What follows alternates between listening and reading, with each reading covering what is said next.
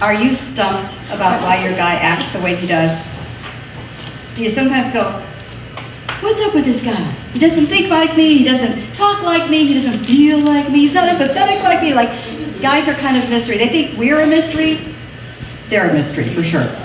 So what I decided to do, and I've actually done this research over a period of like 10 years, is gather all sorts of research from Christian marriage conference speakers, from pastors, from Christian authors and Christian psychologists, and just gathered all this stuff from all these experts that will help us understand how a man is wired. And actually, this will be helpful even if you have a male boss, or a male child, or your dad, or your brother, or whatever, because we all need to figure out men. Like, that probably would be to our benefit to actually figure out men. So, we are going to unpack the wiring of men. And what's really interesting is that so many of these conclusions that they drew about the wiring of men fit so well with the Bible commands that God gives women, that God gives wives. So it's kind of like it all makes sense now. For instance, we will understand as we press into all these bits of research, we'll understand why God instructed wives to respect their husband. That's in Ephesians 5:33. The wife must respect her husband. We will understand why God instructed wives to submit to their husband as the leader. Colossians 3:18, which says, wives, submit yourselves to your husbands as is fitting in the Lord. As we look at this bit of research, we're going to figure out, oh, it makes sense now why God instructed wives to be their husband's helper and companion. That's from Genesis 2:18, where God said, it is not good for man to be alone. I will create a helper suitable for him.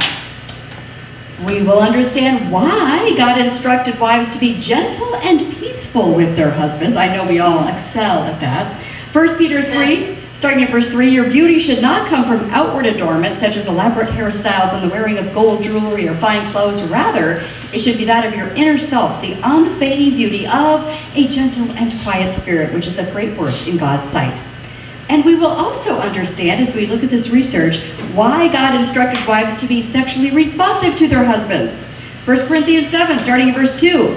But since sexual immorality is occurring, each man should have sexual relations with his own wife, and each woman with her own husband. The husband should fulfill his marital duty to his wife, and likewise the wife to her husband. The wife does not have authority over her own body, but yields it to her husband. In the same way, the husband does not have authority over his own body, but yields it to his wife. Do not deprive each other, except perhaps by mutual consent and for a time, so that you may devote yourselves to prayer. Then come together again so that Satan will not tempt you because of your lack of self-control. So, we're going to figure out as we go through all this research why God gave us all these instructions, and it's going to make so much more sense, right? And I also just want to mention that this is going to be a generality.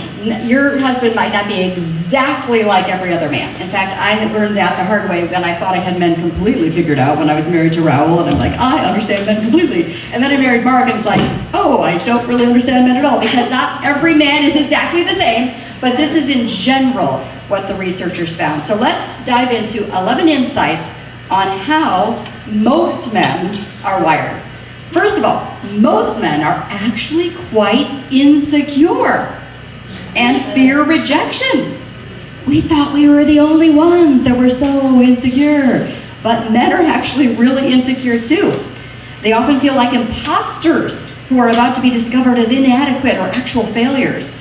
I'm going to be quoting a lot from a social researcher, and she's also a Harvard-trained researcher who's a Christian author. Shanti Feldhahn is her name, and she has done so much research about marriage, about how women are wired, about how men are wired, and so I'm going to be quoting from her a lot. But she asked men this statement: I am not always as confident as I look. True or false? 76% of men said they regularly feel that way. They regularly feel like they're not as confident as they look. A Christian psychologist, Dr. Kevin Leman, puts it this way: the number one fear of a man is to be rejected or found to be inadequate. That's their number one fear. Put that into your noggin there, because this plays a role then as you interact with your husband. If his number one fear is to be found inadequate or to be rejected, then if we're doing that, wow, that's really pushing a button for him. So the practical application here, I'm going to give you a lot of practical application ideas. Resist pointing out his flaws and failures. Don't continue to bring up his old mistakes, his old sins of the past. In other words, if you need to bring up something you are upset about, keep it current. Don't be dredging up things from the past. And don't use the words, you always and you never. Those sweeping condemnation words. Just toss those out of your vocabulary.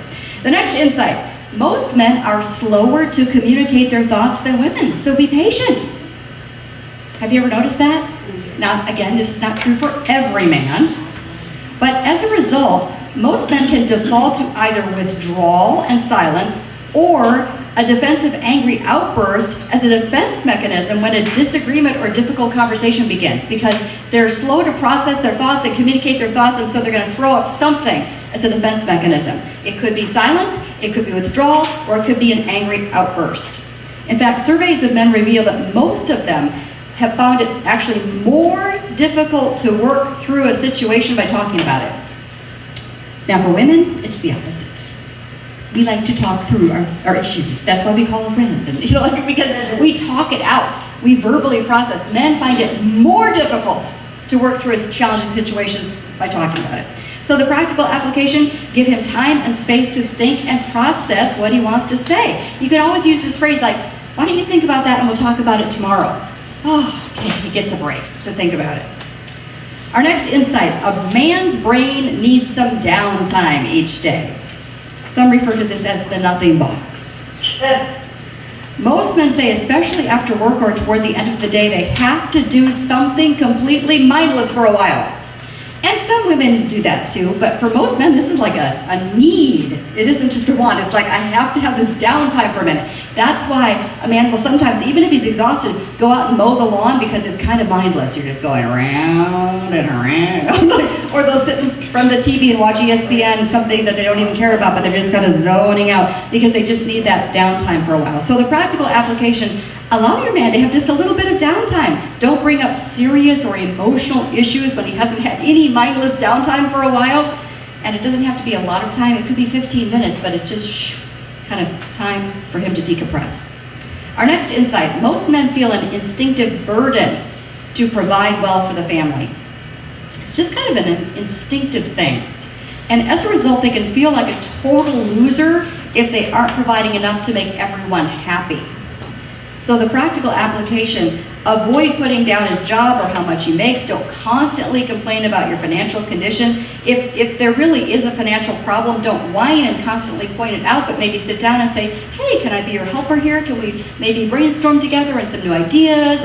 But avoid like that constant like, oh, we don't have enough money, and that kind of complaining, whining kind of thing. The next point is a sad but true fact that we have to come to grips with. Even happily married men battle with lust. Now just catch that. Even happily married men have to battle this constant temptation to lust. Men, as you probably know, are very visual, and even the most happily married man has to constantly battle the temptation to look at women's bodies, which in our culture are often on full display, and as we enter the summer months will be very much fully on display. Here's something that's fascinating. Clinical studies show when a man sees an attractive woman dressed in a way to show off her body, receptors in his brain automatically light up, and he will most likely experience an instinctive physical temptation to consume that image. It's just how his brain is wired. However, at that point, he does have control, whether he's going to park on that image and consume that image and dwell on that image or not. But it is a constant battle in a man's brain. A constant battle to resist that temptation. So the practical application, pray for your husband's purity, for his eyes, right? To look away instead of dwelling on another woman. And praise your husband if you notice that he does choose to look away. I mean, Raul, I was always praising him all the time because there'd be some scantily clad woman come on TV and he would look away. And I'd constantly say how much I appreciated that. So anytime he makes a step in the right direction, I would be all over that with positive reinforcement. Next point, most men actually like romance, but feel insecure about how to do romance. But they actually like it. The researchers say many don't usually try to do romantic things because they feel they won't do it right and they won't be successful. And remember, men feel failure. So then you're not going to try at all if it might not work, right? Shanti Feldhand's survey found 84% of men said they actually do desire romance. That's a pretty high number, 84%. But almost half of them said they felt unsure about how to do it. So practical application, praise him for even the smallest efforts for him to be romantic. Let him know that you think he rocks. And when he does even the smallest thing that is, in that direction, just praise him. Or even tell him what you find to be romantic. Now, I know we think we shouldn't have to tell him. But I've learned something in my advanced years. Just tell him. Don't even drop hints, just tell him. So in my current marriage to Mark, he was totally not romantic in his previous marriage. Apparently she didn't need that. I kind of like some romance. And I like flowers. And so I would hint and hint till the cows come home, and I never got any flowers at all. I mean, not at all. I was hinting like crazy. All of you would have known exactly what I wanted, right? Nothing. And then finally one day I said, I would really like it if you brought me a dozen roses every once in a while, like several times a year. I was very specific. Guess what I got today? Out of the blue. Yay! A dozen roses. But it was because, and not because I'm teaching this lesson, they just happened to show up today, which is kind of cool. But I had to tell him. And then guess what? He doesn't feel like a failure because he knows what I would like in terms of romance. So maybe you think it's dorky or stupid that you have to tell your husband. Just tell him. He said, thank you, God. She actually told me what she wants, right? It could be the biggest blessing. Next, most men can only focus on one thing at a time. You probably noticed that. And we're usually pretty different. Most of us are multitaskers, right? We can do laundry, stir the macaroni and cheese, do the kids' homework at the same time, schedule a doctor's appointment all at the same time, But men are like one thing at a time. So practical application, don't walk by him and mention 2 or 3 things that need to be done around the house and also ask him what to do about his nosy mother at the same time. Like just one thing at a time. Our next insight, most men actually say what they think and say what they mean so you don't have to read between the lines. As tempting as that might be, you don't have to read between the lines. Don't assume you know that what he's really thinking and analyze what he's really thinking. This also means that he's not going to pick up on subtle hints, right? Because he is a black and white thinker and he expects you to be a black and white thinker and communicator too. Most men say they want you to just say what you want instead of them having to be a mind reader. They're just very direct, black and white. Our next insight, men don't like being questioned and challenged all the time. They resent being asked why they do things a certain way, or why they feel a certain way, or if that's the right way to do things. It makes them instantly feel like you're judging them and finding them inadequate. They immediately become defensive. So the practical application here, be a quiet, attentive listener. Nod your head, If your husband's starting to share something, just listen. Don't correct what he's saying. Just listen. If you need to address wrong or disturbing behavior, instead of saying, why did you do that? You could just say, help me understand, why you chose to do that. But the questioning thing, Raul always told me that, it was hard for me to understand what he was meaning, but he told me that a lot. He said, don't question me. That's very disrespectful. I'm like, okay. But questioning his abilities, his thoughts, his ideas, that kind of questioning, men take as being disrespectful. Number 10, almost all men have a deep desire to make everything a competition.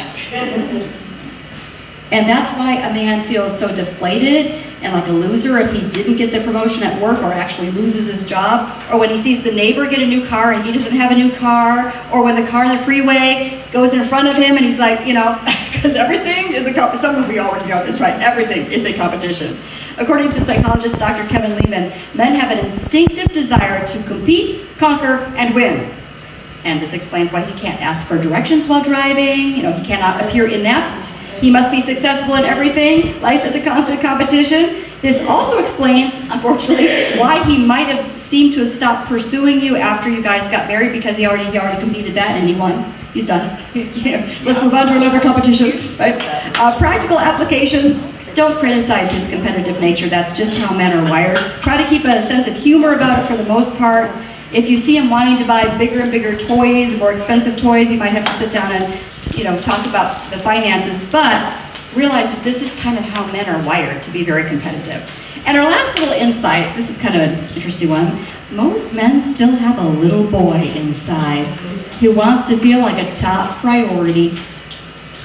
Dr. Lehman says that's why a husband who gets sick wants you to baby him. He needs you to drop everything to make him feel like he's the top priority. So practical application, allow him to have some goofy time with Ben every once in a while, goofing around, doing the crazy things that guys do, like how far can you, jump your mountain bike over the cliff or whatever. Well, maybe not over the cliff, but yeah.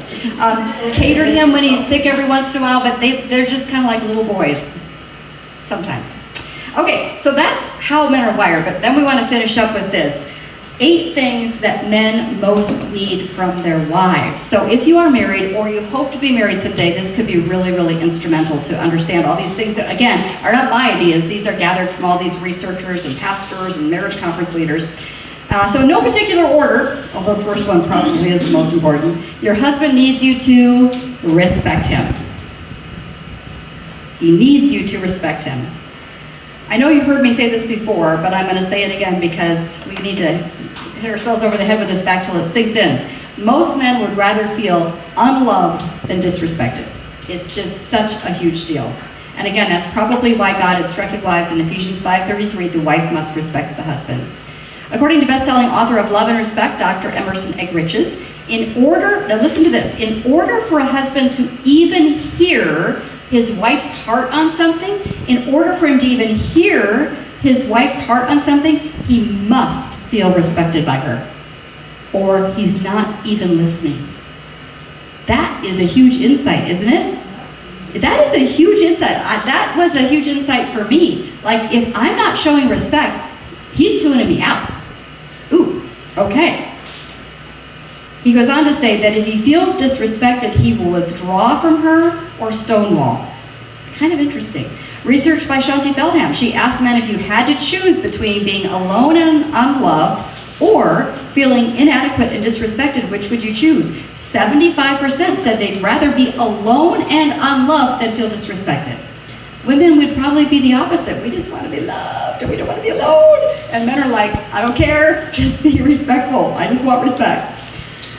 Again, looking at the practical application here, I wanted to break down, Shaunti Feldhahn did a really fascinating deep dive into what makes men feel respected, because we know we're supposed to do it, right? That they crave this respect. But how do you do it? What does this even look like? So I appreciate that she really took a deep dive into 6 different ways that they want to be respected. So here we go. I didn't write this down on your handout, so you might want to jot down a couple of notes.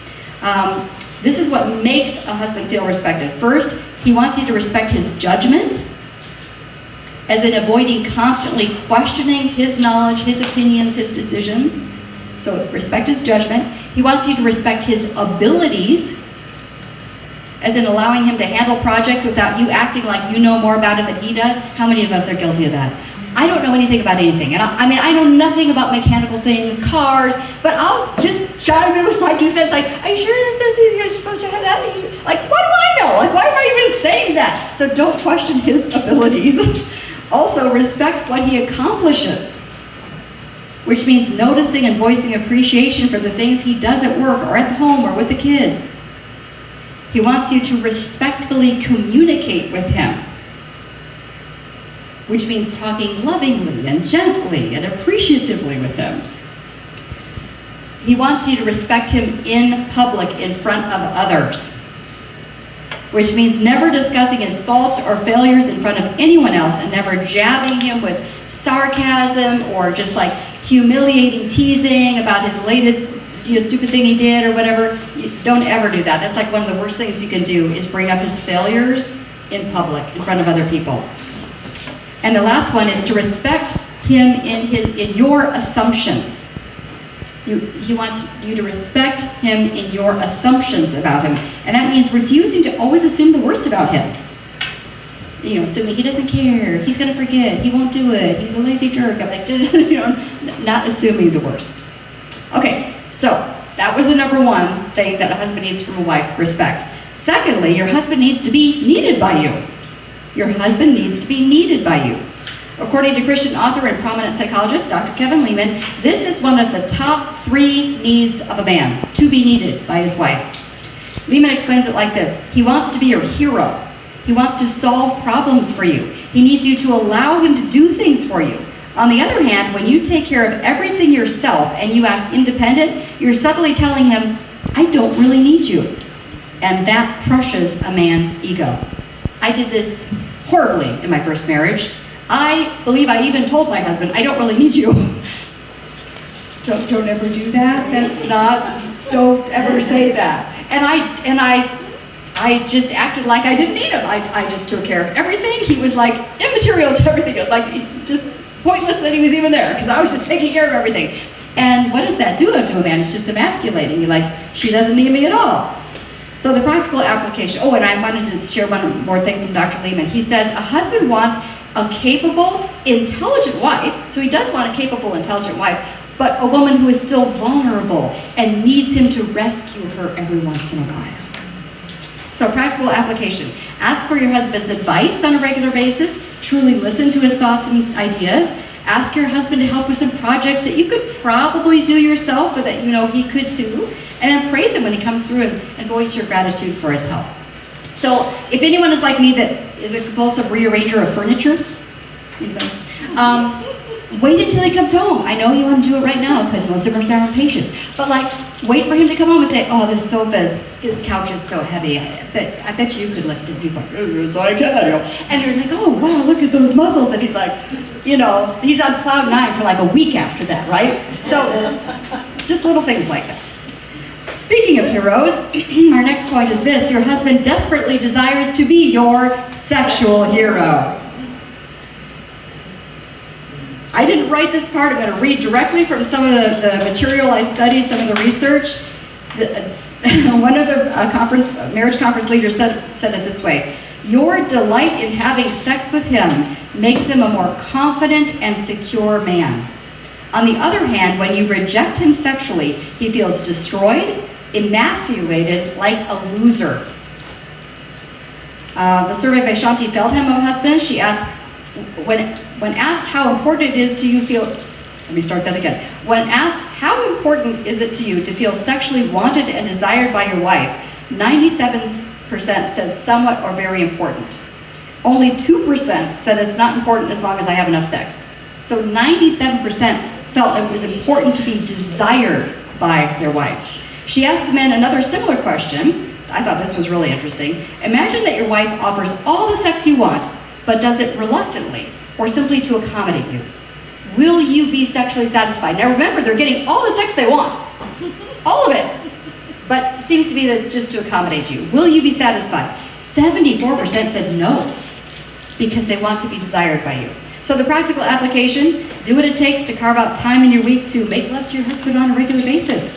And you'll be a more interested lover if you carve out time ahead of time and like figure out maybe, you know, honey, can you help give the kids a bath tonight and get them to bed? You know, like do whatever you need to do so that you're not completely exhausted and have a little bit of time left for him.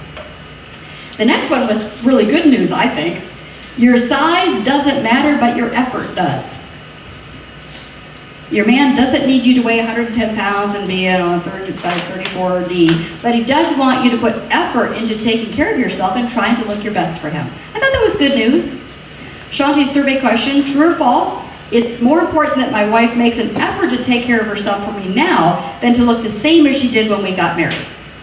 83% said that is a true statement. So they want your effort to just do what you can and not expecting you to look exactly like you did on your wedding day. So the practical application: take effort to dress up for your husband. Ask him what his favorite outfit is or how he likes you to do your makeup or your hair or whatever.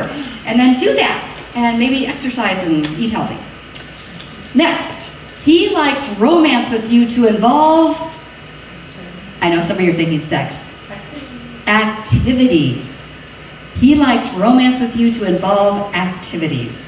Your husband wants to do romantic things with you, but his idea of romance may be different than yours. In surveys, many men say they think it's very romantic for a couple to play together, like go hiking together, go golfing together, go sailing together, Go exploring together. And almost all men wanted it to end in sex. So there we go, because that is an activity. But they think it's very romantic to just do things together. So practical application, tell your husband you'd like to have regular play dates with him. Have play dates with your husband.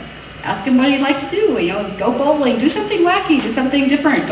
Even just going to a live sporting event is like doing something together, and he finds that romantic. Next, he needs you to admire him and encourage him. Best-selling author John Eldredge says this about husbands: he deeply needs his wife to affirm him. He needs to know he has what it takes. So the practical application, tell him daily something you appreciate about him. Lovingly touch him every day, with affection, and initiate sex every once in a while too, of course. But think of I know we could do this. I know even if you are in distress in your marriage, I know you can find something you can say positive toward your husband each day. Like, thank you for going to work today, or you have big biceps, or whatever it is, I don't know. But I know we can figure out something to say that we admire every day. This next one is really, really interesting.